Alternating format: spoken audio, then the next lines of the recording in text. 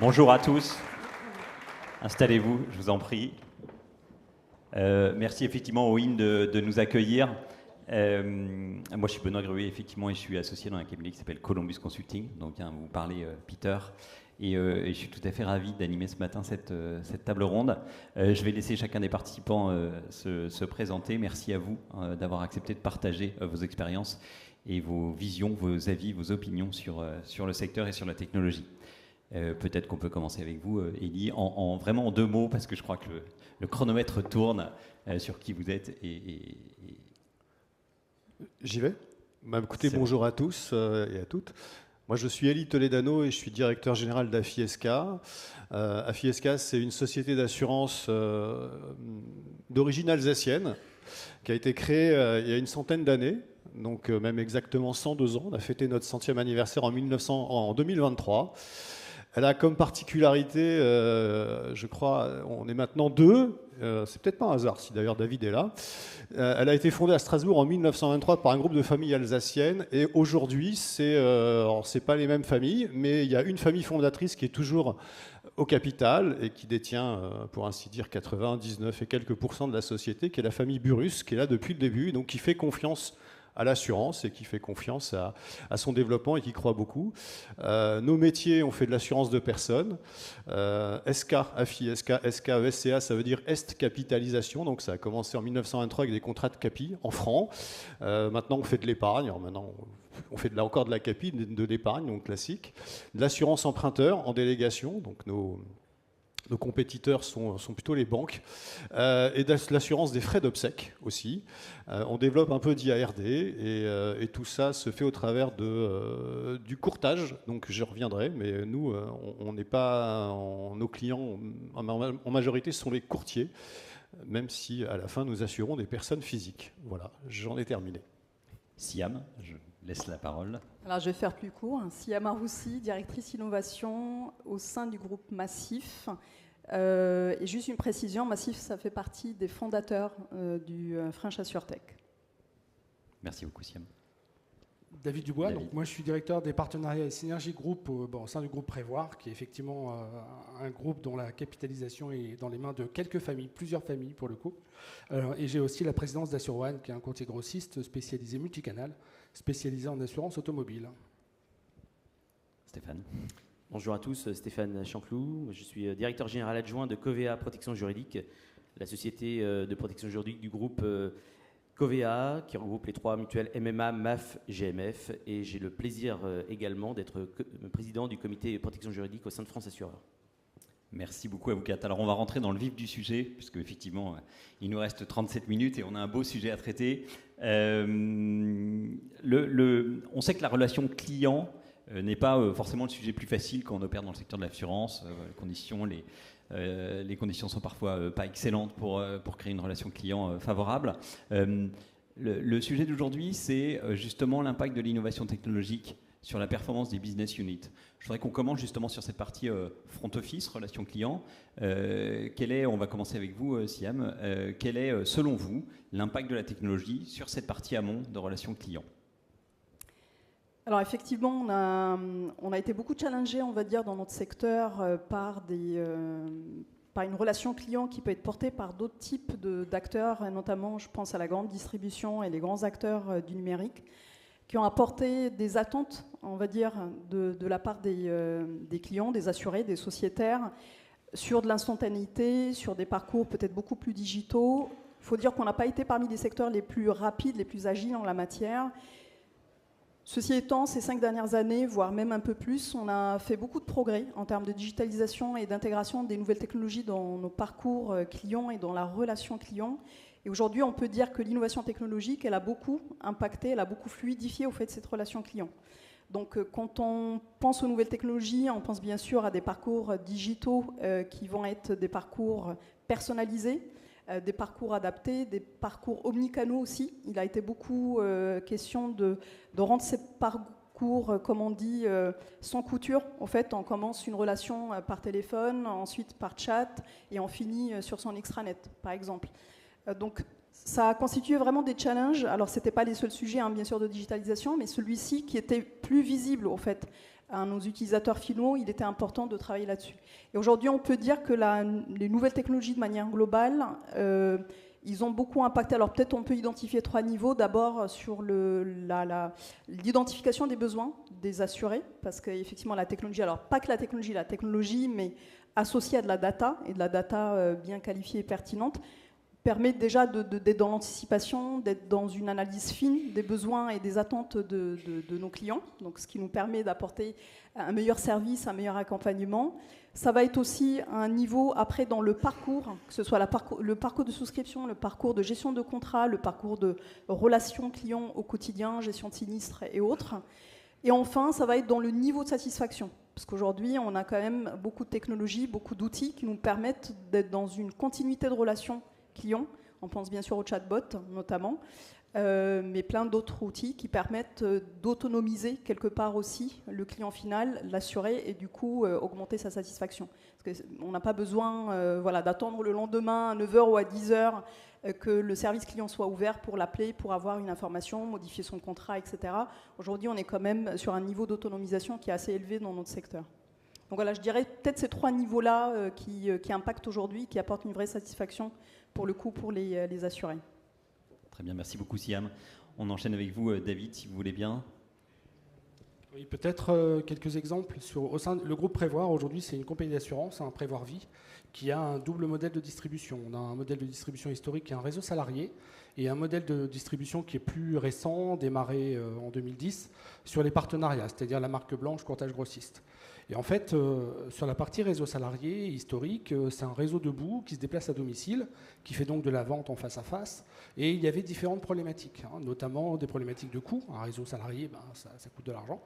Et il y a une problématique peut-être aussi, on va dire, d'efficacité commerciale. Et du coup, ce qui a été décidé d'être mis en place, c'est ce qu'on appelle en interne une usine d'opportunité, c'est-à-dire qu'on travaille en fait à augmenter quelque part le conseiller en utilisant la technologie pour aider à bâtir des scores d'appétence, pour pouvoir identifier parmi les clients de Prévoir Vie, du réseau salarié, ceux qui seraient appétents à acquérir une nouvelle police ou à avoir une évolution finalement de leur contrat d'assurance. Donc ça a été déployé aujourd'hui sur quelques régions, c'est en test, ça va être déployé plus largement, et ça c'est par exemple une utilisation de la technologie, et on le fait avec un partenaire externe, avec, je ne peux plus appeler une start-up, sans les citer, pour ne pas faire de pub, mais en tout cas ça fait partie des choses qui sont importantes aussi, c'est-à-dire que pour nous, le sujet de la relation client, il est central, c'est-à-dire que d'un côté, avec le réseau salarié, on a une proximité avec le client. Le réseau debout se déplace à domicile, connaît l'assuré, parfois l'aidant, parfois la famille. Donc là, on a une vraie relation forte. Et de l'autre côté, sur la partie marque blanche, on est intermédié par du courtage grossiste. Et là, la relation client, on ne l'a pas, en fait. On a des assurés, mais on n'a pas vraiment des clients et cette propriété. Du coup, le sujet, ça va être maintenant de travailler sur la partie marque blanche pour essayer de développer des outils de visibilité de la marque, puisque quand on est en marque blanche, en fait, notre marque disparaît derrière la marque du distributeur. C'est le principe de la marque blanche. Et donc là, on va regarder comment on peut utiliser la technologie pour développer tout ça. On a un autre sujet aussi qui, pour moi, est très important, c'est la meilleure compréhension du risque. C'est-à-dire que dans la relation client, on va vendre une police d'assurance, on va prendre un risque plus ou moins grand. On a vraiment l'objectif, ou en tout cas le devoir, de comprendre le risque qu'on souscrit. Et indépendamment de la tarification qu'on va faire, mais vraiment de comprendre ce risque. Et là aussi, le déploiement finalement de nouveaux algorithmes dans la compréhension des risques, ça peut être aussi un facteur très important d'amélioration de la relation client. Et puis, avec l'autre casquette du groupe Prévoir, c'est le courtage. Là, on est directement en prise directe avec les clients. Et là, évidemment, tous les déploiements de type RPA, de type chatbot ont aussi beaucoup de valeur pour justement augmenter la phase de vente, parce que le sujet, c'est toujours de transformer un lead plus ou moins chaud en un client. Et donc là, effectivement, tout ce qu'on va mettre à disposition des conseillers pour augmenter leurs compétences et leur capacité à délivrer la vente, ça vont être des éléments importants pour nous. Merci beaucoup. Je me tourne vers vous maintenant, Stéphane. Est-ce que dans votre activité de protection juridique, vous voyez aussi un impact positif de la technologie, notamment sur cette partie relation client ? Oui, alors en protection juridique, en fait, la mission de nos collaborateurs est de démêler le tracas du client, puisque nos clients arrivent avec des problématiques et notre mission est de régler ces problématiques. Et donc depuis quelques années, évidemment, nous avons mis les nouvelles technologies au service d'une meilleure résolution des tracas de nos clients dans un triangle, une dynamique, un triangle qui fait intervenir l'entreprise, le collaborateur et le client, et au bénéfice effectivement du client final. Alors les nouvelles technologies, ont permis pour le client, et comme le disait Siam, de favoriser finalement la fluidité dans les parcours, puisque nos clients sont en recherche d'immédiateté, de réactivité, de proactivité de la part de nos juristes notamment pour régler leur tracas. Les nouvelles technologies, elles ont permis aux collaborateurs de chasser toutes les tâches à faible valeur ajoutée et de se concentrer sur le cœur de métier qui, en protection juridique, est la résolution amiable du litige pour l'assuré, donc de se concentrer sur cette expertise et sur cette relation client. Et puis pour l'entreprise, les nouvelles technologies, elles ont permis effectivement de gagner en productivité, de remettre cette productivité au service évidemment de la croissance de l'entreprise et de générer effectivement par rapport à cette croissance une gestion en fait dans certains cas à ISO effectif de cette croissance future. Donc les nouvelles technologies, elles ont depuis 15 ans effectivement, elles ont permis d'optimiser ce fonctionnement. Pour autant, ces nouvelles technologies ne sont ni l'alpha et l'oméga, et j'entendais tout à l'heure mon collègue de France Assure dire à quel point ces nouvelles technologies étaient indispensables, et effectivement elles sont indispensables, mais nous avons la conviction chez Covea Protection Juridique que finalement on doit aussi laisser place à l'amélioration continue, on doit laisser place aux échanges entre équipes, on doit effectivement laisser place à l'étude de cas, et tout n'est pas résolu avec les nouvelles technologies. Il faut effectivement bien prendre conscience que dans certains cas, c'est du réglage de process, ce sont des bonnes pratiques qui vont nous permettre d'adresser une efficacité opérationnelle supplémentaire. Donc oui, les nouvelles technologies sont indispensables, mais parfois pas suffisantes pour adresser l'efficacité opérationnelle des équipes. Merci beaucoup. Élie, on termine ce tour avec vous. Est-ce que chez FISK, on s'appuie aussi sur la technologie ? Alors bien entendu, chez FISK, on s'appuie sur la technologie, mais juste un petit mot de préambule. Nous, on distribue exclusivement via le courtage. Donc on pense toujours courtier et client. Donc il y a toujours ces deux facettes-là. Alors, si je me place du côté courtier, pour nous, les nouvelles technos, donc les belles interfaces web, ce sont des éléments de différenciation dans notre approche vis-à-vis du courtage. L'idée, c'est bien d'être préféré, d'être la société que les courtiers vont préférer parce qu'on va leur offrir des belles interfaces. Les produits dans notre métier se ressemblent tous. En revanche, là où on peut faire la différence, c'est au niveau des moyens qu'on met à disposition des courtiers pour en faire la promotion. Donc c'est vraiment un élément de différenciation et de préférence. Alors je vais donner un petit exemple. Alors bien entendu, je m'inscris dans ce qui a été dit, ça simplifie les parcours, ça les fluidifie, tout ça a été dit et développé précédemment, mais prenons un exemple, quand vous faites de l'assurance emprunteur, il y a un moment toujours un peu critique qui est le questionnaire de santé. Il y a des réglementations très importantes et très sévères qui protègent en fait l'état de santé du client, et donc en fait quand vous êtes face à ça, le courtier il doit faire remplir un questionnaire. Alors on l'a digitalisé, on l'a fait évoluer, on essaye en fait de faire en sorte que le digital, que les nouvelles technologies masquent les complexités liées à notre métier. Le questionnaire de santé en est un, et c'est bon, je pense assez apprécié. Peut-être un deuxième exemple. Et je ne vais pas parler pour ma société, mais bon, vous avez une société que vous connaissez bien, qui fait beaucoup de pubs et qui s'appelle Achille. Et quand vous voulez souscrire une MRH là-dedans, moi j'ai trouvé que c'était absolument remarquable. Un gosse de 12 ans peut souscrire, il n'y a aucun mot compliqué, c'est des petites icônes, c'est mignon, c'est sympathique. Il a l'impression de jouer, et je pense que les nouvelles technologies, non seulement elles doivent être facilitantes, c'est des éléments de différenciation, mais ça doit devenir presque un jeu pour ceux qui vont l'utiliser, parce qu'on aime tous un petit peu jouer. Merci beaucoup. Alors, effectivement, on voit que globalement, ça facilite quand même la vie du client. Ça améliore la relation client. Si on continue un petit peu sur la chaîne de valeur, on arrive vite sur des activités back-office, des activités de gestion, des activités de support. Dans ce domaine-là, on a eu effectivement une vague de dématérialisation, de mise en place de RPA, plus ou moins réussie. Quelle est votre vision sur cette partie-là, plus back-office, de l'impact de la technologie ? On commence avec vous, David. Oui, merci. En fait, on voit quand même que les opérations de back-office sont souvent le parent pauvre quand même de la partie assurance. On met énormément d'argent, de ressources, de moyens, tout ce que vous voulez pour acquérir le client. Et une fois qu'on l'a acquis, finalement, on lui laisse vivre sa vie dans le SI sans trop s'occuper de lui. Et puis on le revoit un jour parce qu'il résilie ou parce qu'il a un sinistre. Et là, c'est le deuxième moment d'irritation. Voilà. Ce qu'on voit aujourd'hui beaucoup, c'est qu'on a un process en assurance qui est très compliqué, qui est gourmand en documents, en informations, des fois en aller-retour aussi pour souscrire.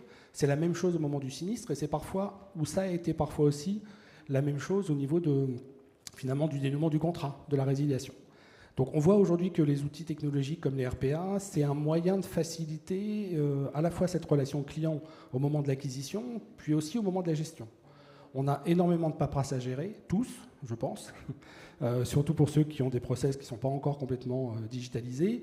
Mais du coup, quand on met en place la technologie de RPA pour faciliter le travail des équipes de back-office, c'est une manière quelque part, de rendre leur travail moins fastidieux quand même, de gagner en efficacité, de gagner en coût, et puis de consacrer les équipes de gestion plutôt sur de la valeur ajoutée, à passer du temps à répondre aux clients quand il a un problème ou quand il y a une vraie difficulté, et donc aussi quelque part d'alléger toutes les crispations. Donc ça, c'est quelque chose qui est pour nous assez important. Et le deuxième élément qui doit être aussi plus développé, mais pour lesquels il y a quand même des freins à l'utilisation, même s'il y a plein de promesses, c'est tout ce qu'on appelle le self-care. C'est-à-dire, en fait, on va développer ces fameux espaces privés, collaboratifs, dans lesquels le client va avoir l'impression d'être autonome, d'avoir un peu le contrôle de la relation, qui peut être un énorme élément de remise de la confiance entre l'assureur et l'assuré, si tout fonctionne bien, et surtout si finalement le client s'approprie cet outil. Parce que finalement, une des difficultés qu'on a quand même, c'est que la relation d'assurance, elle reste très humanisée, et que parfois c'est plus facile d'appeler un call center que d'aller dans son espace et de faire les opérations, surtout si les espaces privés ont été mal conçus et l'accès aux informations difficile. Donc en fait, finalement, la technologie peut vraiment améliorer le back-office, rendant service à la fois aux conseillers, évidemment, pour améliorer la qualité de leur travail, mais aussi leur bien-être, parce que le travail en back-office n'est pas toujours facile, et puis aussi pour le client, si on arrive à mettre à sa disposition des outils qui sont vraiment facilitateurs. Voilà. Merci beaucoup. Siam, vous évoquiez tout à l'heure ce sujet du self-care sur lequel la Massif s'est appuyée pour donner de l'autonomie aux clients, pour fluidifier les activités de gestion également. Est-ce que c'est un sujet sur lequel vous allez continuer de travailler et plus globalement, comment travaillez-vous sur ces activités back-office ? Alors peut-être juste de rappeler sur ce sujet de back-office, parce que c'est peut-être là où, dans notre secteur, ça a beaucoup accéléré ces dernières années, et je pense notamment à l'épisode Covid, au fait, qu'on a connu. Alors je ne sais pas si vous l'avez vécu dans vos différents groupes, mais ça a été un vrai accélérateur de la digitalisation de toute cette partie gestion, qui était un peu le parent pauvre, au fait, en termes de digitalisation, sur des outils de front, d'extranet, de parcours, etc. Il y avait beaucoup d'outils, beaucoup d'applications, enfin, il y avait beaucoup de développement en termes de digital, mais tout le cœur métier, au fait, des assureurs, sur cette partie gestion, on avait quand même, il faut le reconnaître, beaucoup de retard. Et l'avantage, donc ça a quand même eu du bon le Covid, c'est que ça a accéléré toute cette partie digitalisation, notamment tout ce qui est GED, etc., enfin toute la partie gestion qui peut être très très lourde, qui a un impact alors qui est double. Moi je suis dans une approche un peu de symétrie des attentions entre collaborateurs et clients. On a beaucoup parlé de clients et de l'assurer dans un premier temps, de dire effectivement on est au service du client, il y a la satisfaction client, etc. Mais il ne faut pas oublier aussi le collaborateur derrière. Et là, clairement, sur la partie back-office, la partie gestion, on a fait un saut énorme. Cette digitalisation a permis au fait d'intégrer, on a parlé d'RPA, mais il y a aussi l'IA, il y a plein d'autres technologies au fait, mais principalement RPA et IA quand même. Et aujourd'hui, ça s'accélère avec l'IA générative, qui permettent au fait de rendre beaucoup moins chronophage plein de tâches qui sont très répétitives en matière de gestion. Et ça a pu être réalisé grâce à cette digitalisation, parce que souvent on confond digitalisation, nouvelles technologies, etc. Mais nouvelles technologies, c'est pas une baguette magique au fait. Si on n'a pas la data, si on n'a pas la dématérialisation derrière, si c'est sur du papier, on ne peut pas intégrer ces technologies. Et donc, je tiens quand même à souligner ce gap qu'on a eu en termes de nouvelles technologies, d'innovation technologique, qui a été permis par cet épisode, encore une fois, malheureux de Covid, mais qui a eu beaucoup de bons. et derrière, dans une approche de symétrie des attentions, on voit qu'aujourd'hui, il y a beaucoup de choses et des tâches répétitives. RPA, ça a alors plus ou moins réussi effectivement en fonction des maillons de la chaîne de valeur, mais globalement, ça a permis, un gain de temps, deux, un gain de qualité. David, tu parlais de qualité d'environnement de travail, de parcours collaborateur aussi pour les gestionnaires, et ça a permis aussi une performance. Parce que dit qualité, c'est aussi gain de temps et une meilleure performance, parce que le gestionnaire, il peut intervenir sur des choses qui sont plus à valeur ajoutée. Donc, clairement, sur la partie back-office, encore une fois, je pense que c'est là où on a vraiment fait beaucoup d'évolution en termes d'intégration des nouvelles technologies. Et après, il y a aussi un sujet d'intégration aussi dans la durée, d'aller au-delà au fait. Et encore une fois, l'IA générative aujourd'hui offre quand même des possibilités. On peut pousser un petit peu plus peut-être cette approche. Et in fine, donc dans la symétrie des attentions, mais dans l'autre sens, un gestionnaire qui est efficace, qui gère dans les temps, etc., c'est un client et un assuré qui est satisfait. Merci beaucoup. Eddy, même question chez FISK sur la partie back-office. Comment ça se passe et quel est l'impact de la techno? Alors, c'est pas une question évidente parce que on a encore en tant qu'assureur plus que centenaire des systèmes. Bon, des systèmes qui tournent et qui ont été éprouvés, vu que ça fait quand même une centaine d'années que ça tourne.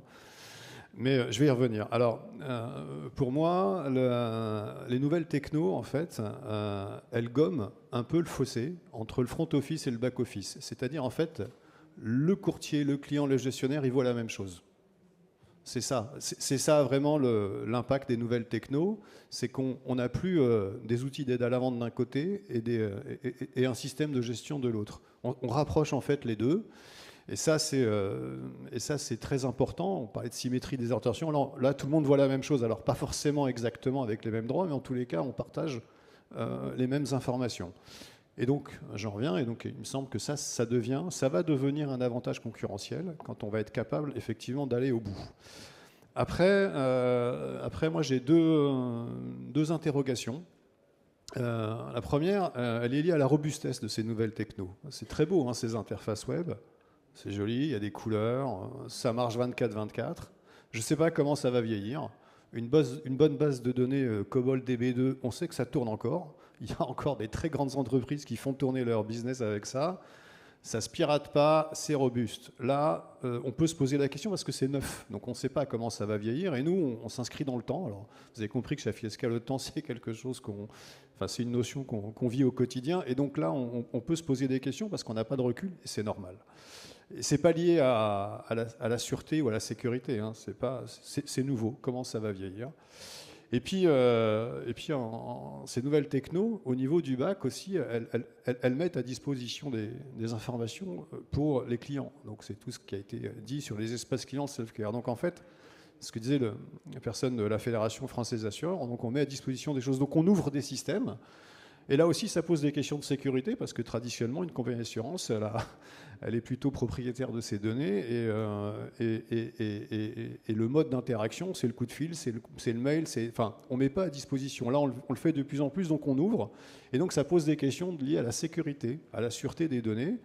Et évidemment, on n'a pas de recul. On voit qu'il y a des cyberattaques, on voit des choses comme ça. Pour l'instant, il me semble que c'est un sujet qui n'est pas encore assez instruit. On est un peu dans l'euphorie du moment, mais on risque de revenir un petit peu. Voilà. Merci beaucoup. Prudence, donc.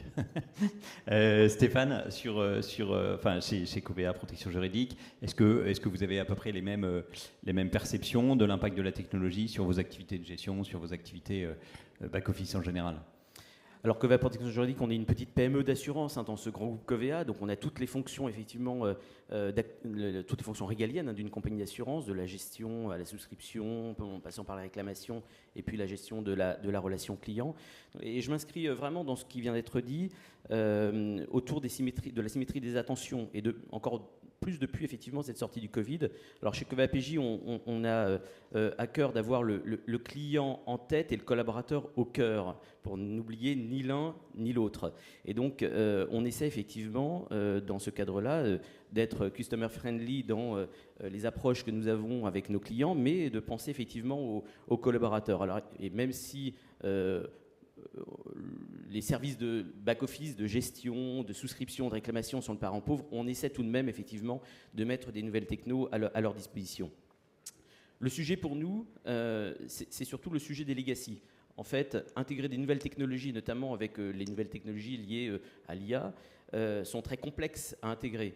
Ce que disait Elie, et je m'inscris vraiment dans ce qu'il vient de dire, c'est difficile à intégrer. On a cette problématique d'agilité à déployer, des nouvelles technologies qui sont parfois orthogonales par rapport à nos legacy. On a des interfaces qui sont parfois très compliquées, effectivement, à intégrer, coûteuses également, donc qui peuvent venir, là aussi, mettre en fragilité, finalement, l'efficacité opérationnelle que l'on cherche en termes d'économie structurelle. Et donc, on est très vigilant en fait à intégrer des solutions qui soient matures. C'est-à-dire que le risque, ce serait effectivement d'intégrer des solutions qui n'ont pas encore la bonne maturité, qui n'apporteraient pas la bonne efficacité opérationnelle aux équipes, au risque d'avoir des investissements sur lesquels nous ne pourrions pas avoir de ROI à court ou à moyen terme. Donc on est très vigilant, notamment dans nos PME d'assurance, à trouver la bonne technologie mature qui puisse effectivement répondre à ce besoin d'efficacité opérationnelle, notamment sur le back-office. Merci beaucoup. Alors, en fait, depuis le début de cette table ronde, vous êtes évidemment assez enthousiaste sur le potentiel qu'offrent ces nouvelles technologies, sur ce que ça vous permet de faire vis-à-vis de vos clients, vis-à-vis de vos gestionnaires, vos collaborateurs. Mais on sent quand même une pointe de prudence. Tout à l'heure, Elie l'a évoqué, on vient de l'évoquer à l'instant, justement sur ces sujets de pérennité, d'adaptation de la technologie, est-ce que j'ai choisi la bonne, pas la bonne, etc. Je voudrais qu'on revienne un petit peu justement sur ces écueils, ces dangers que vous sentez au quotidien, afin de tirer le meilleur parti finalement de la technologie. On va rester avec vous, Stéphane. Justement, vous avez cité quelques dangers, vous les avez évoqués. Si on rentre un petit peu plus dans le sujet, quels sont selon vous justement ces écueils à éviter, les choses qui vraiment font qu'on peut vraiment tirer le meilleur parti de la techno? Alors avec l'arrivée de l'IA générative, notamment depuis quelques mois ou quelques années, depuis début 2023 quelque part, on change un peu de paradigme. On a des promesses démesurées qui sont faites par l'IA en termes de révolution technologique. Et donc pour nous, chez Covea PJ, il y a deux écueils auxquels on prend garde. Le premier, c'est que les nouvelles technologies, elles ne doivent pas tuer le sens de la mission de nos collaborateurs. Quand je parle du sens de la mission, c'est faire en sorte que nos collaborateurs puissent au quotidien trouver le sens de ce qu'ils font, que les nouvelles technologies ne viennent pas remplacer finalement le cœur de métier de nos collaborateurs à un moment où nous avons une nouvelle génération qui arrive, qui est en demande de sens dans ce qu'ils font, qui est en quête de responsabilité. Et donc, il faut qu'on fasse attention à cet écueil qui consisterait à finalement faire de nos collaborateurs des employés qui ne trouveraient plus de sens au quotidien dans leur activité. Le deuxième écueil, c'est faire attention à ce que nos collaborateurs puissent conserver un libre arbitre dans l'exercice de leur mission et encore plus dans nos activités d'assurance où on a une relation client très forte. Il faut qu'on fasse attention à ne pas tomber dans un taylorisme à l'excès où la recherche finalement d'une productivité à tout crin serait finalement contraire à ce que recherchent les collaborateurs en termes de responsabilité, en termes de délégation. Et au contraire, il faut effectivement qu'on puisse se servir de ces nouvelles technologies pour créer plus de confiance entre le collaborateur et l'entreprise. Il faut également qu'on prenne garde à maintenir des fondamentaux techniques dans l'entreprise. Notre base, notre métier d'assureur, c'est de pouvoir coter des risques, c'est de pouvoir souscrire des risques, c'est de pouvoir gérer des risques. Et donc, il ne faut pas qu'on fige la compétence, mais qu'on puisse l'augmenter avec ces nouvelles technologies. Et c'est effectivement quelque chose auquel on doit vraiment faire attention. Alors, pour pallier à tout ça, chez Covea Protection Juridique, on pense finalement à des nouveaux contrats sociaux avec nos collaborateurs. Il y a un contrat social à redéfinir. Quelle part le collaborateur va prendre dans l'émergence de ces nouvelles technos, et notamment avec l'arrivée de l'IA. Qu'est-ce que l'on va faire du temps gagné demain grâce à cette IA au profit du collaborateur en termes de montée en compétences, au profit du client? Est-ce que le temps gagné, on le redonne un peu plus au client, un peu plus au collaborateur? Il faut qu'on repense également les modes de télétravail. On parlait du Covid, on s'est mis en télétravail contraint après le Covid et on a décloisonné avec un retour dans l'entreprise sans forcément repenser le mode hybride. Et donc, comment les nouvelles technologies peuvent nous accompagner sur le long terme à bien organiser en fait la vie entre le distanciel et le présentiel pour nos collaborateurs. Merci beaucoup Stéphane. Même question pour vous, Élie, la fameuse prudence dont on parlait tout à l'heure. De quoi s'agit-il? On est curieux. Déjà, je suis tout à fait d'accord avec ce qui vient de se dire. Stéphane Chanclou a totalement raison. Ça pose des questions ce travail hybride interroge beaucoup. Alors, moi, je voudrais insister sur deux éléments. Le mot n'a pas été prononcé pour l'instant, mais on parle beaucoup de collaborateurs augmentés ou de gestionnaires augmentés avec ces nouvelles technos qui mettent à disposition des outils et qui doivent faciliter son travail. Alors, moi je pense que les collaborateurs, ils préfèrent être augmentés qu'on les considère comme des collaborateurs augmentés. Et ça vient sur le fait que ces nouvelles technos ont un coût. Et en fait, il peut y avoir, c'est pas gratuit, hein, c'est des investissements importants. Et je pense qu'il peut y avoir après, de la part des collaborateurs, des gestionnaires, peu importe, de tous les personnels de l'entreprise, il pourrait y avoir une frustration, un danger en disant on investit plus dans les outils plutôt que dans les personnes. Donc là, moi, je vois un petit danger. Après, les nouvelles technos, notamment depuis le Covid, elles ont généralisé la possibilité de faire du travail à distance. C'est ce qu'on appelle maintenant le télétravail. Et on ne peut plus s'en passer, on ne reviendra pas. C'est pas parce qu'Amazon dit qu'il remet tout le monde au bureau il y a 15 jours qu'en France ça va se passer. On est dans un pays où les acquis sociaux sont des acquis, donc on ne reviendra pas dessus. Cependant, et ça a été très bien dit, il y a des choses à redéfinir. Et ces nouvelles technos, c'est qu'en fait, concrètement dans l'assurance, en fait, on gère de l'immatériel en permanence. Donc en fait, peu importe les fonctions, en fait, ce sont des gens qui font travailler, qui louent leur cerveau, leurs connaissances au profit de l'entreprise, et ils sont payés pour ça. Et en fait, ces nouvelles technos, elles ont permis de délocaliser en fait le lieu de production. Donc moi, je peux travailler chez moi, je peux travailler au bureau. Et donc ça pose des questions en fait d'organisation, de perte de sens, de perte de collectif. Et donc je pense qu'il faut être aujourd'hui très vigilant là-dessus. On a des formidables outils et je ne suis pas certain que dans toutes les entreprises, on ait pris la mesure des dangers. En tous les cas, concernant AFI-SK, moi j'y veille énormément. Je suis en interrogation permanente. Voilà ce que je voulais vous dire. Merci beaucoup.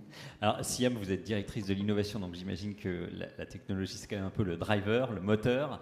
Est-ce que vous y voyez néanmoins des dangers? Est-ce qu'il y a des choses qui vous paraissent évidentes et auxquelles il faut veiller? Alors c'est clair, c'est notamment la partie technologique. Il y a de l'innovation, pas que technologique bien entendu, mais l'innovation technologique est aussi très porteuse, on va dire, et d'autant plus aujourd'hui avec l'IA générative. On voit que ça accélère vraiment les activités. Pour autant, effectivement, il y a des écueils. En tout cas, il y a des points de vigilance, on va dire, à avoir quand on est dans une démarche de vouloir intégrer l'innovation technologique, que ce soit dans le parcours client ou dans la partie back-office ou dans tout maillon de la chaîne de valeur. Le premier, c'est déjà peut-être de se dire pourquoi on utilise cette nouvelle technologie. Est-ce que c'est nécessaire? On le voit aujourd'hui avec l'IA, il y a un effet de mode, de dire, et on le voit même dans les demandes qu'on peut avoir près des métiers, des directions, de dire moi j'ai envie d'innover d'un point de vue technologique, et aujourd'hui l'innovation technologique à la pointe, c'est l'IA générative. Et ça se comprend, parce qu'effectivement ça offre beaucoup d'opportunités, beaucoup de possibilités. Pour autant, il faut vraiment se poser les bonnes questions et se dire il ne faut pas faire de l'IA pour de l'IA ou de la tech pour de la tech de manière générale. et se dire il y a aussi d'autres façons d'innover, d'être performant en revoyant les process, la façon de faire, revoir nos métiers. Quelquefois, c'est de l'amélioration continue aussi, c'est pas forcément de la rupture ou du digital ou de la tech. Donc le premier, c'est de ne pas céder à l'effet de mode, de dire on va faire comme tout le monde. Et on l'a vu réellement dans différents retours d'expérience assez transparent, de dire il y en a qui se sont loupés justement en voulant faire comme tout le monde et sans se poser de questions. En fait, on va droit dans le mur en se disant j'ai envie d'adopter telle ou telle technologie. Donc il faut vraiment se poser les bonnes questions, partir des irritants, partir des vrais besoins pour trouver vraiment les bonnes réponses. Et le deuxième, c'est vraiment l'humain. Encore une fois, on revient sur l'humain, de se dire, déjà il y a un sujet d'accompagnement, parce que quand on intègre des nouvelles technologies, souvent quand même, on revoit nos process et nos métiers. Et ça, c'est très très souvent quand on intègre de l'innovation technologique, on est amené à revoir la façon de faire. C'est pas juste on plug quelque chose, ça nous challenge dans nos modes de fonctionnement, dans nos process métiers. Et ça nécessite quand même de ne pas mettre l'humain de côté, c'est-à-dire l'intégrer d'un point de vue acculturation, l'intégrer d'un point de vue co-construction, d'un point de vue sensibilisation, mais vraiment l'intégrer aussi même en termes d'accompagnement au change, parce que souvent c'est une vraie question de transformation en fait, de change, et ça va jusqu'à des montées en compétences, parce que quelquefois quand on parle de nouvelles technologies, d'IA générative aujourd'hui, clairement il faut aussi savoir les accompagner en termes de montée en compétences, de dire en quoi vous êtes responsable vous-même, donc ça c'est par le biais de l'acculturation, qu'ils prennent conscience de comment leur métier il va évoluer demain, qu'ils soient acteurs de cette transformation, donc ça c'est très très important, qu'ils prennent en main en fait cette évolution, que ça vient d'eux, et après il y a tout un accompagnement en termes de montée en compétences pour leur donner les moyens en fait de bien maîtriser ces nouvelles technologies et de pouvoir être acteurs plutôt que de subir. Donc je dirais il y a le côté ne pas céder, et encore une fois, même au-delà du sens d'utilisation de ces nouvelles technologies, il ne faut pas oublier par exemple que la plupart des technologies aujourd'hui, elles ont un impact environnemental. On parle aujourd'hui beaucoup d'IA frugale, mais pas que l'IA aujourd'hui on en parle beaucoup, mais même il y a quelques années sur tout ce qui est algorithme, sur tout ce qui est codage, etc., on cherche à réduire notre impact environnemental. Et ça, c'est très lié aussi à la partie nouvelle technologie, d'innovation technologique. Donc, ne pas céder à cet effet de mode et avoir conscience aussi de manière responsable, si on utilise ces technologies, ça a aussi un impact au-delà humain, etc., mais aussi environnemental. Et le deuxième, c'est le côté humain, l'accompagnement, le change et la montée en compétences. Merci beaucoup, Siam. On termine avec vous, David, puisque le chrono tourne. J'ai cru comprendre que vous étiez vous aussi favorable à une appropriation mesurée et prudente de la technologie. Quels sont les 2-3 grands écueils à éviter? Oui, peut-être pour ne pas paraphraser mes collaborateurs de cette table ronde, moi j'adhère complètement à l'idée du sens et à l'idée du pourquoi, et je rajouterai une dimension, c'est celle du risque. En fait, souvent quand il y a une nouvelle technologie, et Siam, tu viens de le dire, comme les IA génératives, on a envie d'y aller. Quelque part, il y a un effet de mode, il y a un effet de les autres y vont, si j'y vais pas, qu'est-ce que je vais risquer à pas le faire? Et donc du coup, on a tendance à s'emballer dans ces technologies, et donc on ne pose pas toujours les fondamentaux de la réussite d'un projet, parce que finalement un projet c'est de l'argent, c'est du stress dans les équipes, c'est de l'accompagnement, c'est un ROI qu'on n'arrive pas toujours à calculer en amont, et quand on le calcule un an après que le projet a été déployé, on s'aperçoit qu'il n'est pas toujours au rendez-vous. Et puis derrière, c'est des risques aussi, parce qu'on va mettre en tension l'organisation. Grosso modo, le développement des nouvelles technologies aujourd'hui, les IA génératives ou autres, elles vont amener différents éléments qui vont générer des nouveaux risques pour l'entreprise. Typiquement, les assureurs collectent beaucoup de données, c'est pas nouveau, mais avec les IA, il y a une augmentation de la quantité de données qu'on va pouvoir utiliser. Si on a des données, il faut les stocker, il faut les utiliser. On a un sujet de sécurité, tu l'as évoqué tout à l'heure. On collecte des données qui sont pas que des données publiques, mais des données personnelles. On a régulièrement sur la place des alertes de fuite de données, d'intrusion dans les systèmes. Enfin, le risque cyber, aujourd'hui, il est prégnant dans nos organisations. On fait partie, sur la place financière, des sociétés qui sont quand même très soumises à ce risque cyber. Il y a de l'argent en jeu, il y a de la data en jeu.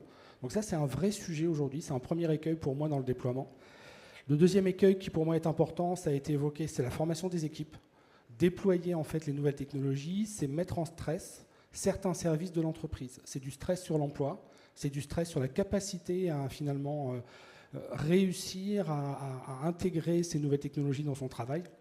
Et donc, quelque part, ça suppose finalement de former les équipes, de les accompagner et d'être très clair dans les intentions derrière ces nouvelles technologies. Quand on cherche de l'efficacité, on cherche à baisser les coûts. Si on cherche à baisser les coûts dans des entreprises où l'humain est très présent, ça a des enjeux finalement sur l'emploi dans les organisations. Un autre élément qui, pour moi, en termes de risque est important, c'est le besoin d'humaniser la relation. La relation d'assurance, ce n'est pas uniquement de la technologie et une interface, une appli ou autre. Il y a encore besoin d'humain et donc il ne faut pas perdre ça de vue. À un moment ou à un autre, de toute façon, les textes nous les y obligent, il faut un débrayage de la technologie vers l'humain. Et donc, quelque part, l'humain doit garder le contrôle, et ça fait partie des choses importantes. Et le dernier que je mettrai, c'est peut-être d'avoir en tête l'évaluation continue, c'est-à-dire que quand on déploie une technologie, ce n'est pas un but en soi, il va falloir ensuite évaluer le bien fondé, la manière de le faire. On va se créer de la nouvelle dette technologique, de la nouvelle dette. Et donc, attention avec les partenaires avec qui on développe, parce qu'il va falloir sécuriser dans le long terme. L'activité d'assurance, c'est une activité de long terme, et donc il faut avoir ça en tête. Merci beaucoup. Alors, il y aurait encore plein de belles choses à dire. Malheureusement, on va devoir conclure. Finalement, à cette question de la performance, l'innovation technologique optimise-t-elle réellement la performance des business units dans l'assurance? Finalement, je pense qu'on peut répondre oui, très clairement. Il y a plein de belles choses, que ce soit au niveau de la relation client, des activités de gestion, back-office. Mais néanmoins, il faut le faire avec prudence, et on a évoqué plein de choses intéressantes sur la question du sens, du pourquoi on le fait, la question de la robustesse, de la pérennité, les collaborateurs. Il y a effectivement tous ces éléments à prendre en compte. Donc, continuons sur la voie de l'innovation technologique, mais avec prudence et mesure. C'est ce qui nous mènera le plus loin. Merci beaucoup à vous quatre pour ce partage. Je ne suis pas sûr qu'on ait le temps pour les questions, mais en tout cas, merci pour cette belle table ronde et ce partage d'expérience.